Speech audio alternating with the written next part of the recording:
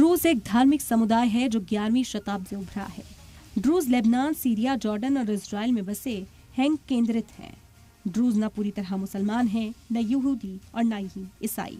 ड्रूज धर्म काफी रहस्यमयी है, जो इस्लाम, ईसाई धर्म और दूसरे धर्मों को दार्शनिक विचारों से मुतासिर करता है। ड्रूज समुदाय अक्सर राजनीतिक और सामाजिक जंगों में शामिल रहा है। 20वीं सदी में ड्रूज ने सीरियाई क्रांति और उसके बाद के जंगों में खास भूमिका निभाई। बदोइन खाना बदोश अरब जनजाति है जो मुख्य रूप से रेगिस्तानी क्षेत्रों में पाई जाती है। बदोइन अपनी पारंपरिक रहन सहन के लिए जाने जाते हैं। बदोइन अक्सर कारोबार, जंग और सियासी समझौते में शामिल रहते हैं। सीरिया और लेबनान में बदोइन समुदाय ड्रूज समुदाय के साथ जमीन, संपत्ति और सियासी असर के लिए मुकाबला करते आए हैं। हाल के सालों में सीरिया में जंगों ने ड्रूज और बदोइन समुदाय के बीच तनाज़े बढ़ा दिए। बाहरी ताकतों ने भी इन समुदायों के बीच दरार पैदा करने की भूमिका निभाई है।